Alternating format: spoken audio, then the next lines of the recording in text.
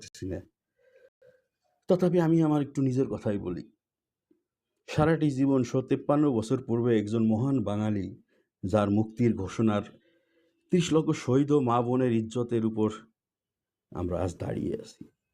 এটি আমাদের বন্দিদশার দীর্ঘ রাতের অবসান ঘটানোর জন্য একটি আনন্দের প্রভাত হিসেবে এসেছিল। গত ৫৪ বছর পরেও কিন্তু ৫৪ বছর পরেও আমরা মুক্ত নই। ৫৪ বছর পরে আমাদের জীবন এখনো বৈষম্যের শৃঙ্খলে দুঃখজনকভাবে পঙ্গু। আর তাই আমরা আজ এখানে এসেছি একটি লজ্জাজনক অবস্থার নাটকীয়তা করতে। কারণ ধরে রাখা ও ছেড়ে যাওয়ার মধ্যে যে ভারসাম্য, তাই জীবন। আসুন আমরা হতাশার উপত্যকায় ভেসে না যাই। আমি আজ তোমাদের বলছি বন্ধুরা, তাই যদিও আমরা আজ এবং আগামীকালের অসুবিধার মুখোমুখি হই, তবুও আমার একটি স্বপ্ন আছে। এটি বাঙালির স্বপ্নের গভীরে গথিত একটি স্বপ্ন। আমার একটি স্বপ্ন আছে যে একদিন এই জাতি জেগে উঠবে। আমার একটি স্বপ্ন আছে যে একদিন এই জাতি জেগে উঠবে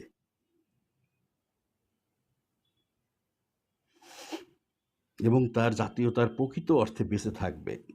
আমার এই সত্যগুলিকে স্বতঃসিদ্ধ বলে ধরে রাখি যে সমস্ত মানুষ সমানভাবে তৈরি করা হয়েছে। আমার একটি স্বপ্ন আছে যে একদিন বাংলাদেশের সব কিছুতেই স্বয়ংসম্পূর্ণ হতে সক্ষম হবে।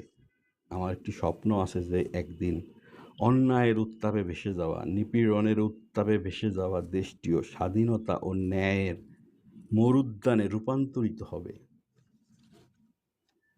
আমার একটি স্বপ্ন আছে যে আমার ছোট্ট বাচ্চাটি একদিন এমন একটি দেশে বাস করবে যেখানে তাদের যোগ্যতা দিয়ে, তাদের চরিত্রের বিষয়বস্তু দিয়ে বিচার করা হবে।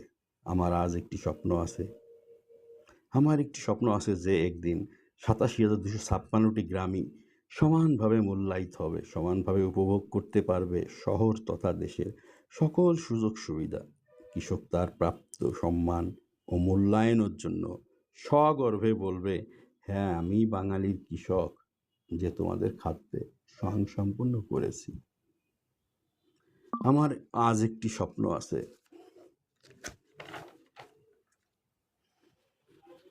আমার একটি স্বপ্ন আছে যে একদিন আমার দেশের সকল ভাই ও বোন ধর্ম ও বর্ণ বৈষম্যের বাইরে গিয়ে কাঁধে কাঁধ মিলিয়ে মানবতাকে সামনে এগিয়ে নিয়ে যাওয়া সহ সকলেই তার কাজের স্বচ্ছতা ও জবাবদিহিতা নিশ্চিত করবে।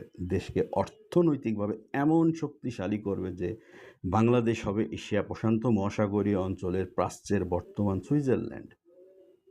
আমার আজ একটি স্বপ্ন আছে। আমি একটি স্বপ্ন দেখেছি যে একদিন আমাদের জল, স্থল, সমুদ্র সহ আমাদের প্রতিটি সম্পদের যথাযথ ব্যবহার নিশ্চিতের মাধ্যমে প্রতিবেশী, আঞ্চলিক তথা আন্তর্জাতিক সকলের সম্মান অর্জনে সক্ষম হব আমরা বাঙালি জাতীয়তাকে সাফল্যের উচ্চ শিখরে নিতে, পৃথিবী পরিবর্তনে ভূমিকা রাখতে। আমার একটি স্বপ্ন আছে। ৫৪ বছর পরও আজ আমরা অন্ন, বস্ত্র, বাসস্থান, শিক্ষা, চিকিৎসা, ৫টি মৌলিক জিনিস আমরা নিশ্চিত করতে পারিনি। বায়োটেকনোলজিতে আমরা জিরো। খাদ্য নিরাপত্তায় আমরা খাদ্যে স্বয়ংসম্পূর্ণ না। दोस्तों यह एक अर्निंग एप्लीकेशन है जिसमें